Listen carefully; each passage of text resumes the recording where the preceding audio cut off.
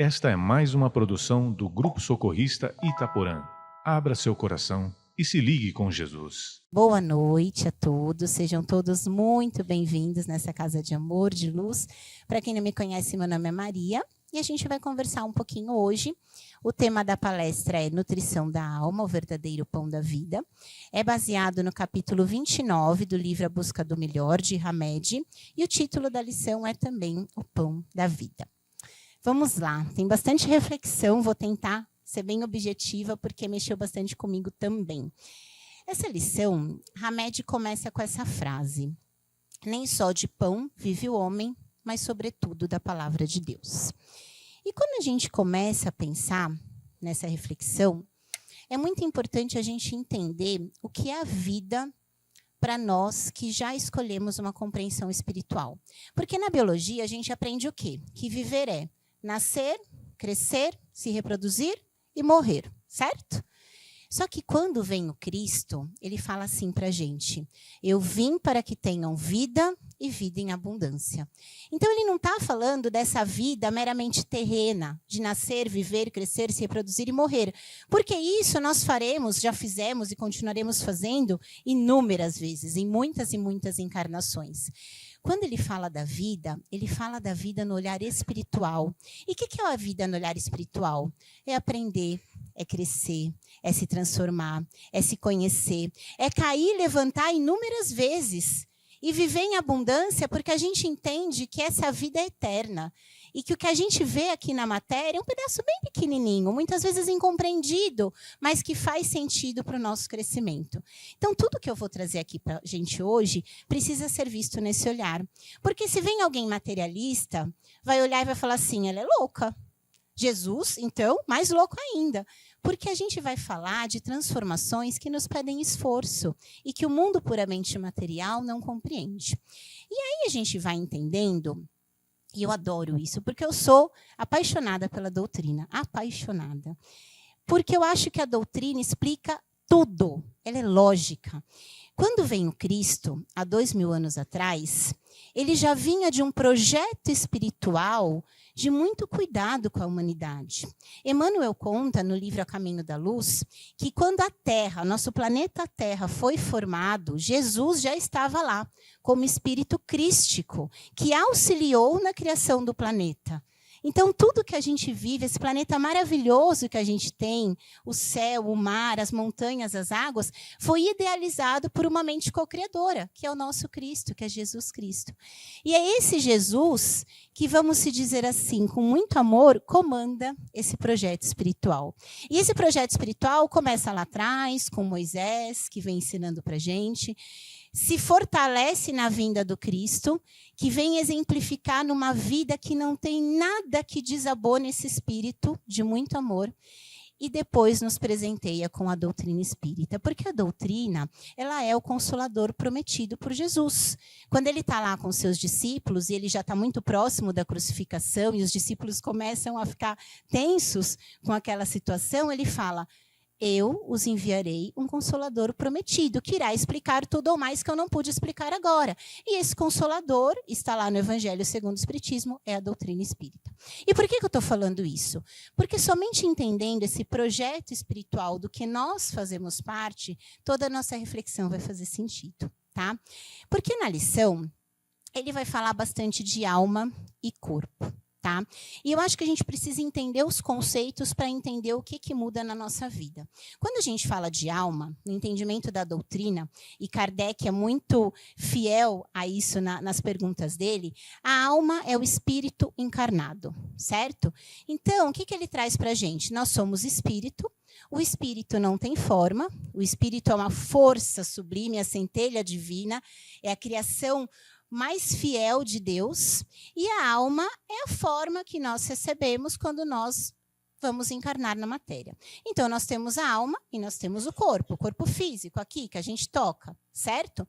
Só que aí vem Hamed e diz assim: há uma via de mão dupla entre corpo e alma, entre alimento material e alimento espiritual. A alma se reflete no corpo e vice-versa. Hoje em dia, isso já está ficando muito mais aceito.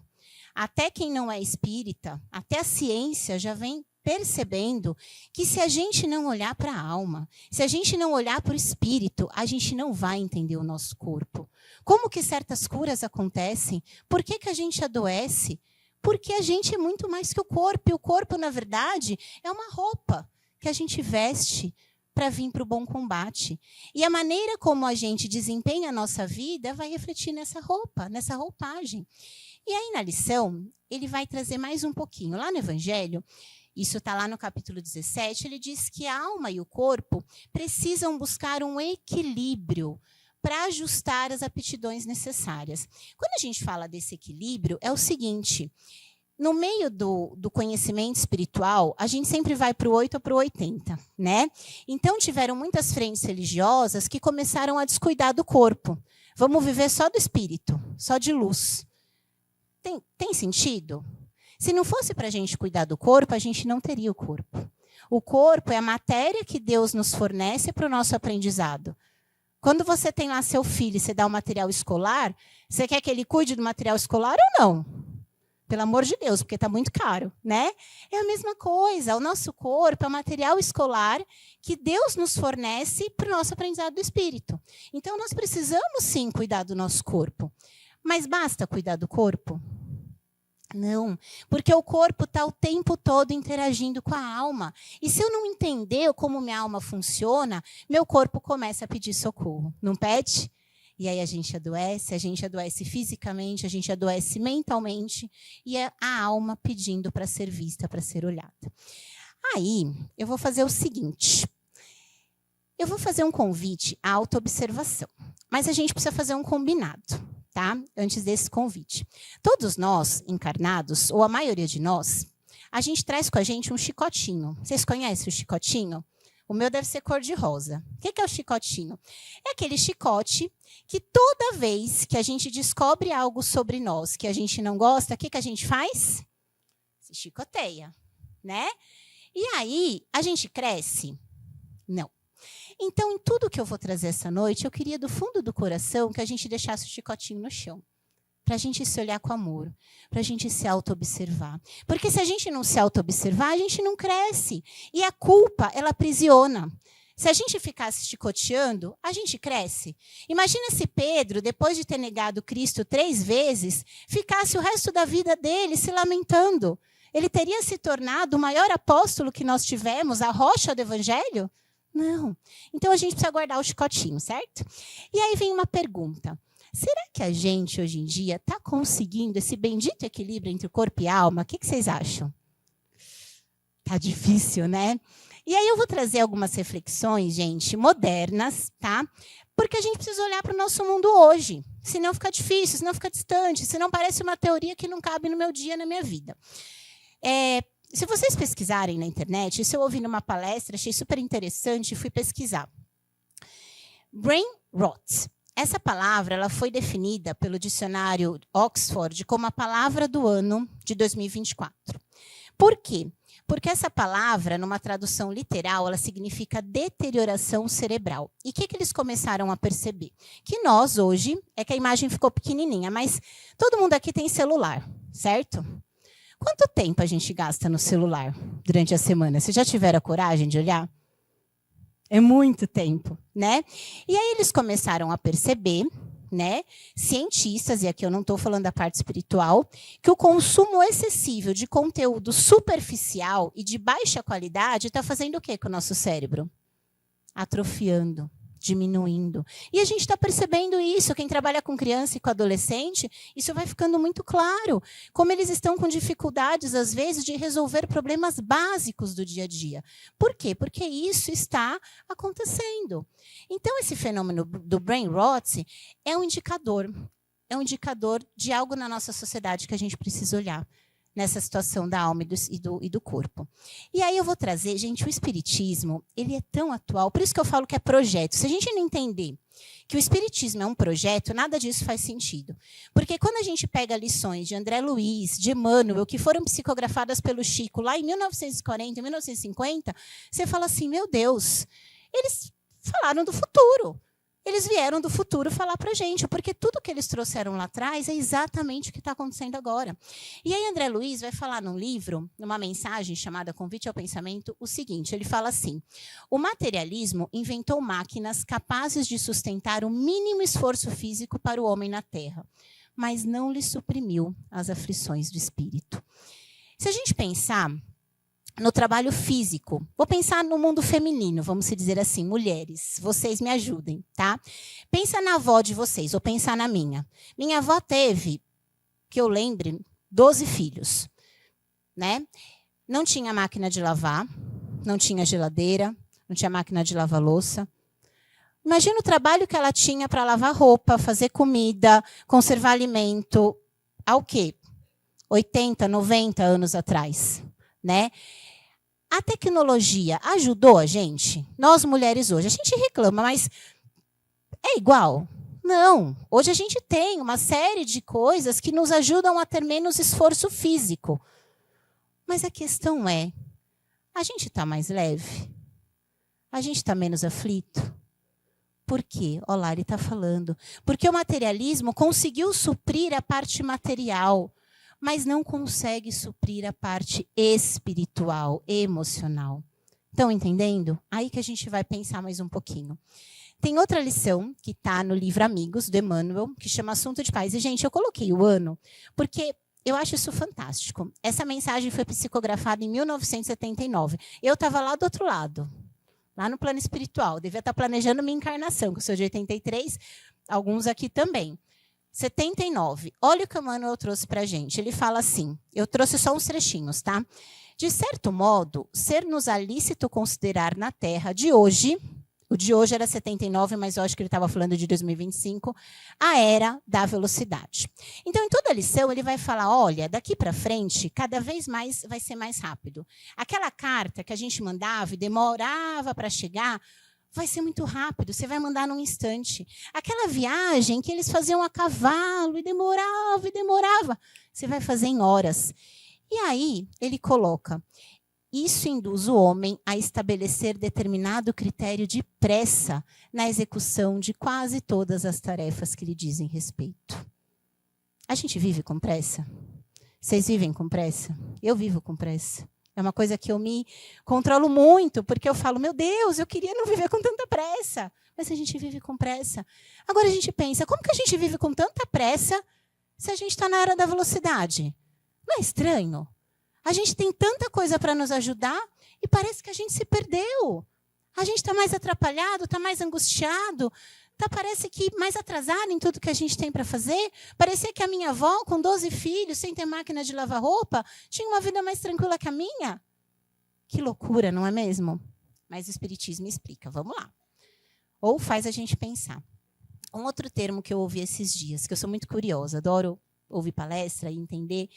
E tem um novo termo que está sendo estudado que chama Gen Z Stare, né? O que eles perceberam? É a geração Z, né? As gerações são classificadas por nomes dependendo do ano que você nasce. A geração Z é aquela que nasce por volta dos anos 1990, 1997, vai até 2000 e pouquinho. O que eles começaram a perceber? É a primeira geração que já nasceu num mundo com tecnologia. Eu, por exemplo, não sou dessa geração, eu peguei o mundo analógico. Então, a minha geração fez a transição, né, do analógico para o digital. Essa geração não, já nasceu no mundo digital, já nasceu com computador e foi incrementando. O que eles começaram a perceber, os cientistas? Que essa geração está com um olhar vazio, está com um olhar perdido, desconectado, desligado, não está vivendo, sabe? Está meio perdida, está perdendo aquele movimento que é natural nosso. Faz sentido para vocês que convivem com pessoas assim? E aí a gente precisa pensar o que tudo isso reflete no nosso dia a dia. Toda essa loucura, todo esse avanço no campo material está nos fazendo se perder de algo que é muito importante, que é a nossa alma, que é o nosso espírito. E aí vem, eu fiz tudo isso para a gente chegar no ponto principal da reflexão de hoje. A gente precisa, para ontem, recuperar o sentido espiritual dos nossos dias. A gente precisa ter sentido no que a gente faz, em tudo que a gente faz. Desde o cafezinho preto que eu tomo lá de manhã, até o momento que eu vou buscar meu filho na escola, até o momento que eu vou para o trabalho. Porque senão eu estou virando uma máquina. E essa máquina está feliz? Não está aflita. Hoje em dia, eu estava ouvindo também, tem alguns conceitos novos que não se tinha há 10, 15 anos atrás. Hoje eles já estão vendo, os psicólogos, psiquiatras, que nós temos a síndrome das múltiplas escolhas. Vocês já ouviram falar disso? Sabe aquela hora que você fala assim para o seu marido, para a sua esposa, vamos ver um filme? Vamos. Aí você abre lá o Netflix, o Prime. Primeiro que você já não sabe nem que plataforma você vai abrir. Já começa aí, a gente vai ver da Netflix, do Prime, da Disney. Não, tá, decidimos. Tal. Aí você olha, você vai. Às vezes você fica 1 hora, sou só eu, para escolher o que assistir. E ainda assim assistir algo que nem sempre é bom. É a síndrome da múltipla escolha. E aí a gente fica perdido. Tem outra coisa, que é a atenção parcial constante, outra coisa que está sendo estudada. Hoje em dia, a gente está o tempo todo com atenção parcial. Eu estou aqui com o Chiu, né? Convido ele para almoçar, mas eu estou almoçando e eu estou o tempo todo aonde? Não, peraí. Eu estou com atenção na nossa conversa? Atenção parcial, constante. E isso é o quê? Falta de sentido espiritual. Então, quando vem o Cristo falar, vim para que tenham vida e vida em abundância, é para que a gente retome o sentido das nossas vidas. Por que eu estou aqui? Por que eu acordo todo dia de manhã? Por que eu nasci nessa família? Por que eu tenho esse trabalho? Por que eu tenho essas pessoas à minha volta? É tudo planejado. Cada pessoa que a gente cruza no nosso caminho não é à toa. Desde a minha família até os amigos. E eu preciso aproveitar essas presenças, esses momentos, esses relacionamentos. Então, a gente precisa trabalhar no nosso estado de presença. E isso, gente, lembra do chicotinho? Não é para ninguém sair daqui com culpa, mas é para sair com atenção. Acorda de manhã, quando você estiver naquela loucura e fala, opa, por que eu estou fazendo isso? Sabe? Eu tenho treinado isso em mim, porque eu sou muito agitada. E, às vezes, a minha vida é mais agitada ainda, né? Porque a gente atrai aquilo que a gente é. E, às vezes, de manhã eu vou tomar o café, eu falo, não, pera. Cafezinho, vamos lá. Eu cheiro o café, tomo o café, para me trazer para o presente. Às vezes, na loucura do trabalho, eu preciso sentar 1 minuto e respirar e abrir uma mensagem.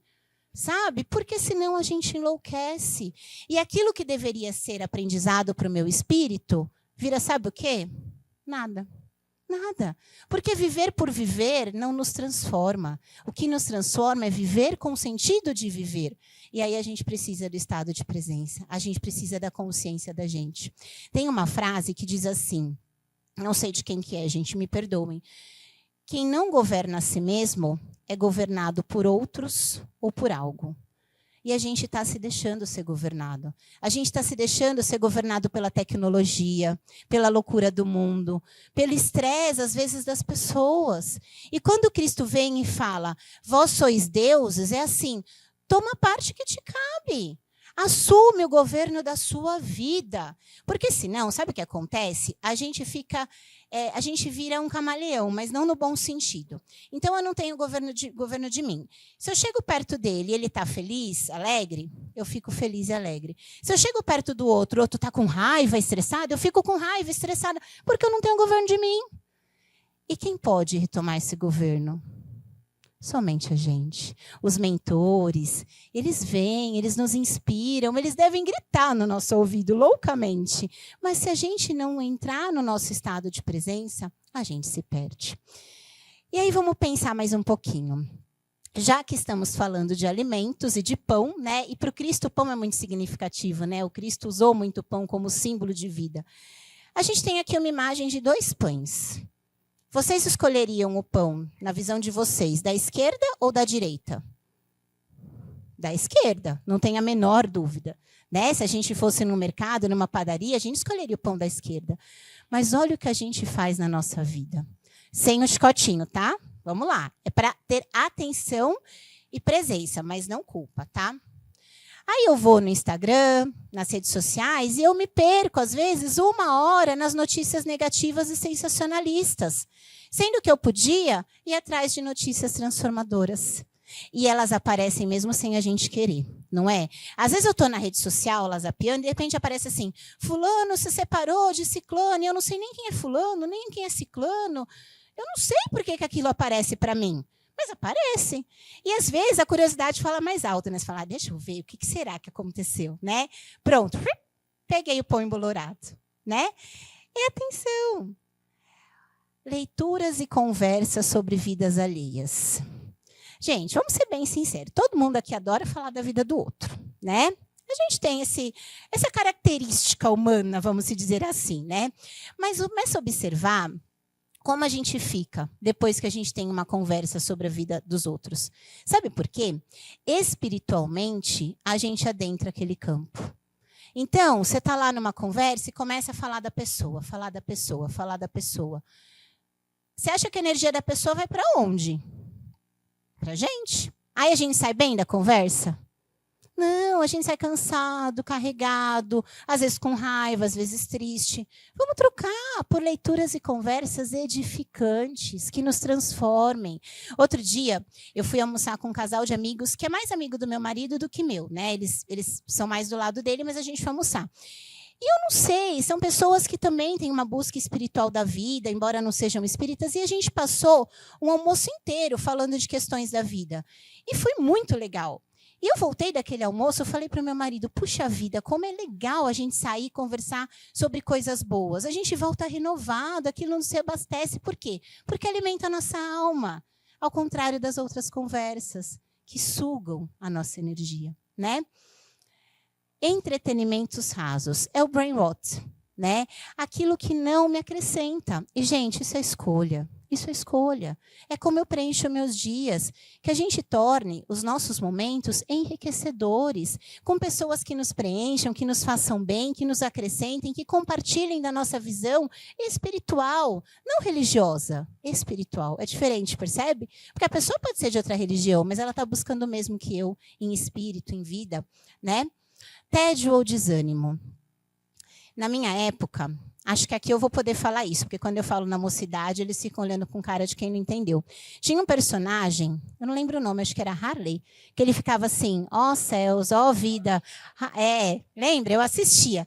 Ó céus, ó vida, ó tristeza, né? Outro dia eu falei na mocidade, eles ficaram olhando assim para mim, eu me senti um pouco mal, mas já passou.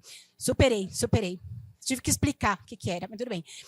Mas é verdade. Ó céus, ó vida. Gente, movimenta. O Chico, quando ficava triste, e o Chico teve vários momentos de tristeza, porque ele passou por muitos desafios, perdas familiares, perdas de amigos, sabe o que Emmanuel fazia? Ele chegava para o Chico e falava assim, Chico, levanta, vamos entregar a cesta básica lá na comunidade, vamos ajudar o próximo, vamos fazer algo, sai daí. E aí Chico ia, e quando ele fazia aquele movimento, ele recebia tanta energia boa que ele voltava revigorado. E aí vem, propósito, movimento no bem. Nem que a gente comece meio tímido, sabe? Tá tudo bem, mas começa, movimenta, né? Por quê, gente? É aqui que entra a palavrinha escolha. Tem as facilidades da matéria. Às vezes é mais fácil eu ficar lá no Instagram, girando rios. É mais fácil. Mas o esforço do espírito me traz recompensas muito maiores. E era essa porta estreita que Jesus falava. Quando Jesus fala para a gente, entrai pela porta estreita porque largue a porta do mundo, é porque ele sabia que para nós ainda seria muito mais fácil entrar na porta larga. É o que todo mundo está fazendo, não é? A gente fica por fora quando a gente não faz. Mas a porta estreita é o que nos traz a verdadeira felicidade, é que nos ajuda a encontrar o que a gente às vezes não encontra no material. E tudo isso, gente, eu estou trazendo para a gente trazer para o nosso dia a dia. Jesus falava, vinde a mim todos que estáis cansados e sobrecarregados, e eu vos aliviarei. Vocês estão cansados e sobrecarregados? Porque eu estou também. Por isso que eu venho para Jesus. Por isso, porque ele veio para a gente, para falar assim, olha, a matéria tem desafio, mas eu vou aliviar. Segue o que eu digo, vai caminhando, né? Tem uma coisa aqui muito legal.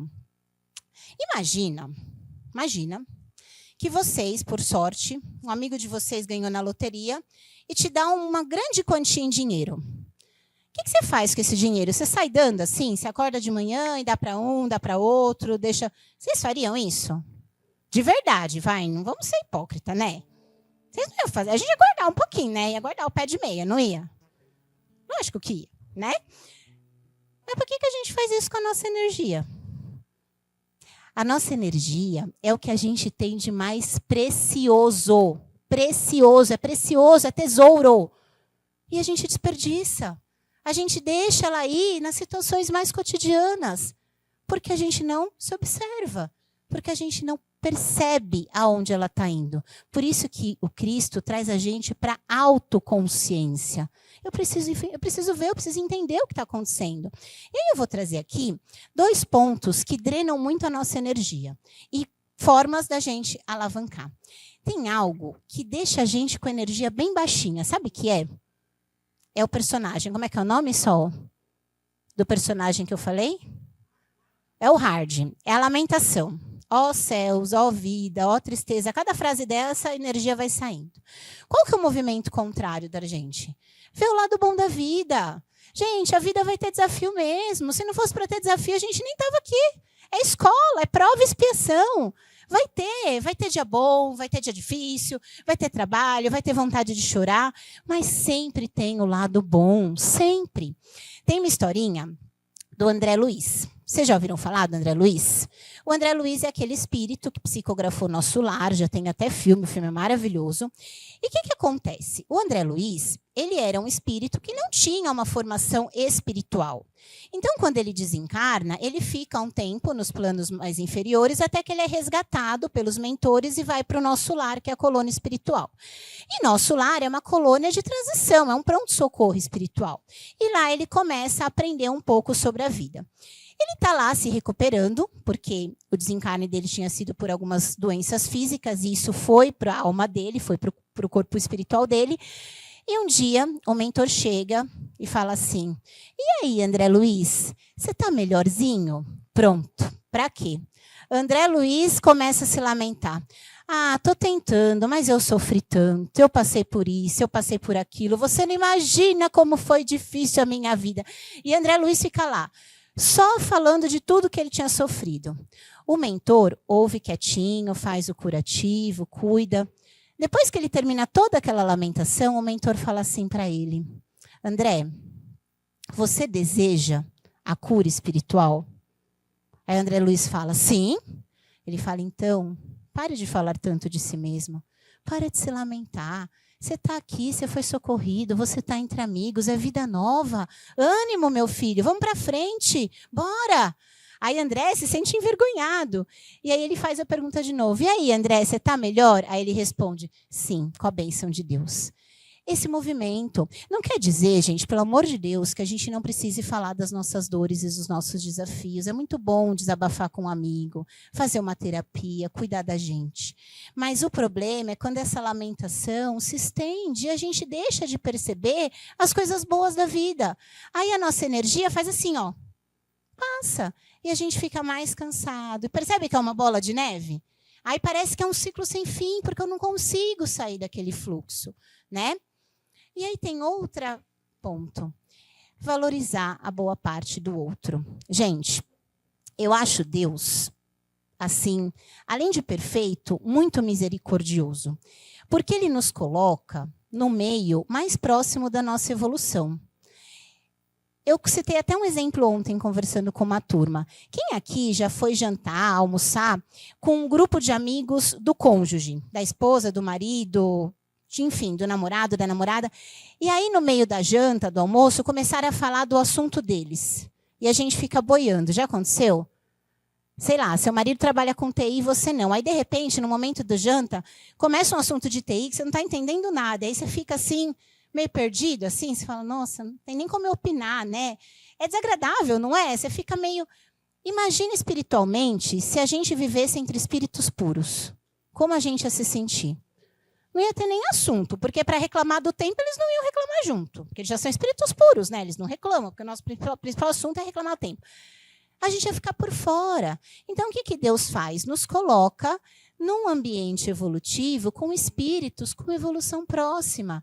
Então, por que eu espero, sendo imperfeita, que a pessoa do meu lado vai ser perfeita? Por que eu ainda tenho essa expectativa? Não vai, porque eu não tenho.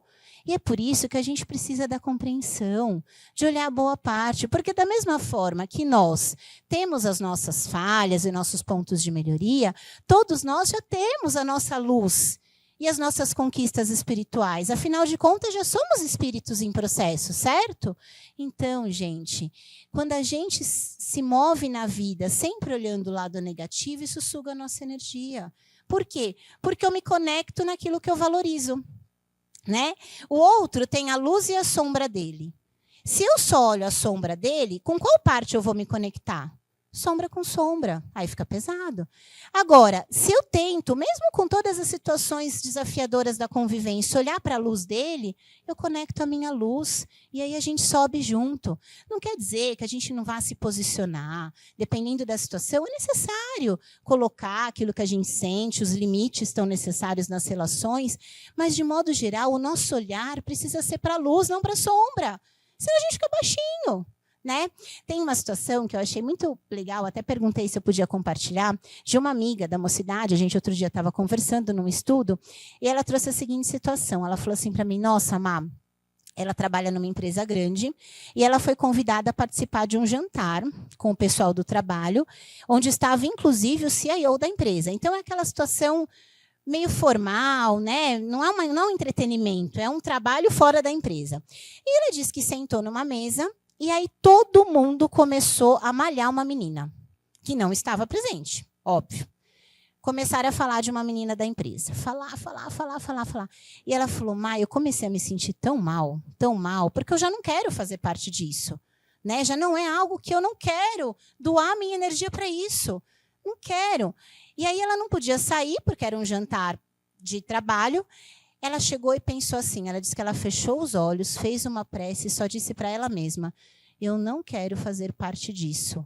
Ela contou que na hora ela sentiu uma luz envolvendo e uma paz no coração. E ela ficou, ela silenciou, ela deixou. Ela ia mudar aqueles outros? Não ia.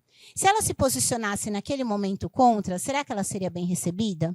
Provavelmente não. Então o que ela fez? Ela cuidou daquilo que ela tinha de mais precioso, a energia dela.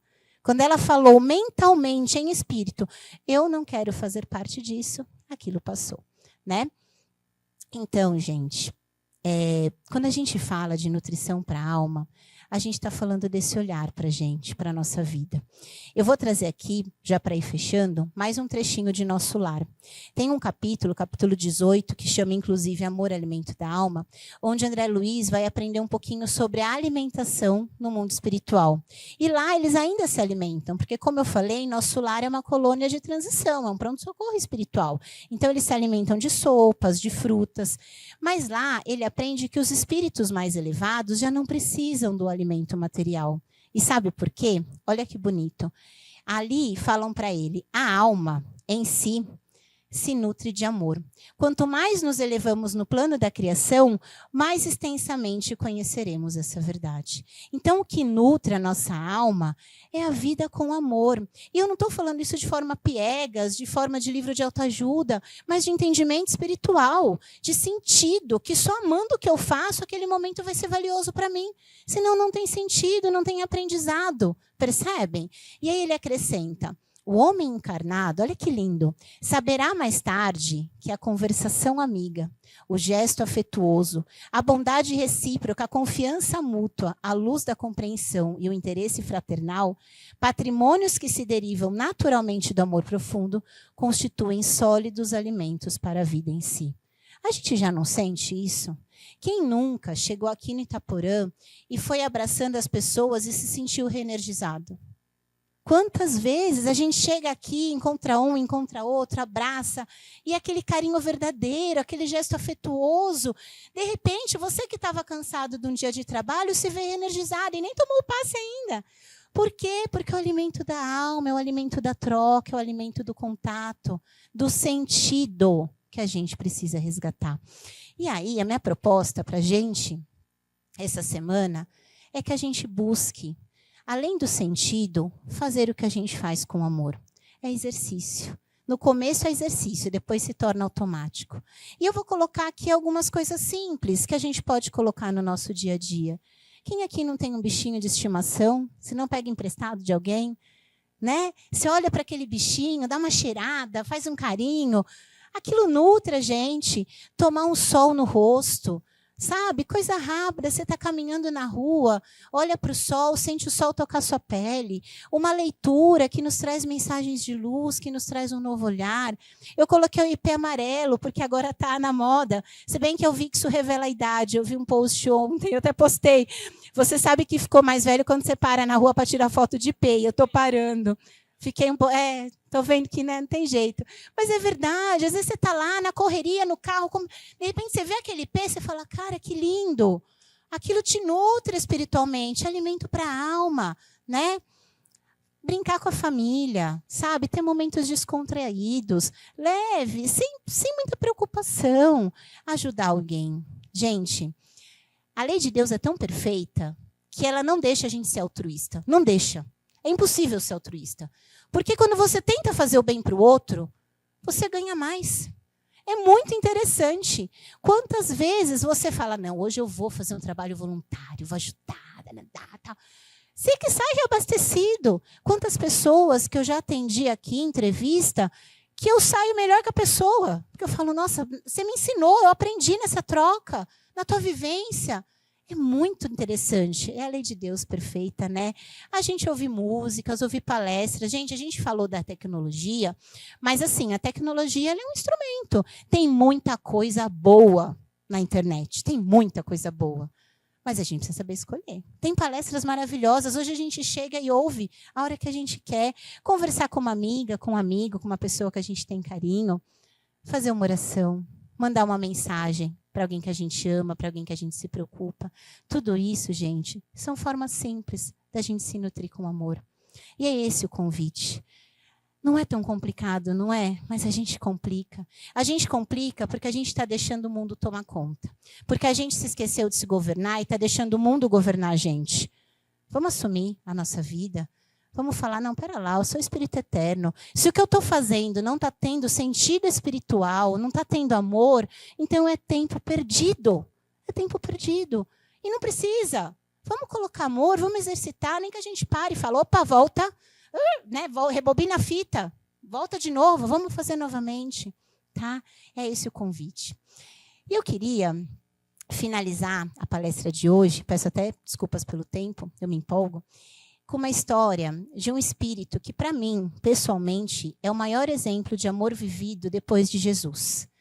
Jesus é nosso mestre, nosso guia, nosso modelo. Mas Chico, ele parece que é mais gente como a gente. E ele fez coisas tão lindas e tão possíveis da gente fazer também. Ele chorou, ficou triste, mas se renovou, sabe? Ele viveu a vida. E ele tinha uma coisa engraçada, por isso que eu coloquei essa foto. Os amigos dele contam, né, nas palestras, nos podcasts hoje, que toda vez que o Chico atendia ao público, ele fazia questão de beijar a mão de cada um que ele conversava. E teve um dia que ele tinha ficado um tempo doente, e quando ele voltou a atender no centro, foi tanta gente, que o trabalho começou assim por volta das 8 da noite e foi até 2, 3 da manhã. E todas as pessoas que ele atendeu, ele beijou a mão. E o amigo dele observou que no final da noite a boca dele estava rachada, machucada, de tanto beijar. E aí ele chegou para o Chico e falou assim, Chico, por que você beija a mão de todas as pessoas que você atende? E ele respondeu, meu filho, eu beijo a mão porque eu não posso beijar-lhes os pés. Isso é amor. Isso é amor vivido. Um dia a gente chega lá, né? Um dia a gente chega, um dia a gente exercita. Então, o convite é que a gente tenha uma semana de sentido e de amor. Em tudo que a gente fizer, ou se não em tudo, em algumas coisas. Mas que a gente se observe sem culpa, sem cobrança, mas com amor no coração. Tá bom? Espero que tenha feito sentido para vocês, para a gente poder seguir isso que o Hamed faz. Cuidar do nosso corpo, cuidar da nossa alma. E já partindo para o encerramento, eu vou colocar um videozinho que vai ser parte do nosso encerramento. Tá bom? Se você pudesse resumir numa frase a sua filosofia de vida, o que você diria? Eu diria que no mundo, a nosso ver, não apareceu, por enquanto, nenhuma frase resumindo uma filosofia correta de vida como aquela pronunciada por Jesus. Amai-vos uns aos outros como eu vos amei. isto é, amar sem esperar ser amado e sem aguardar recompensa alguma. Amar sempre.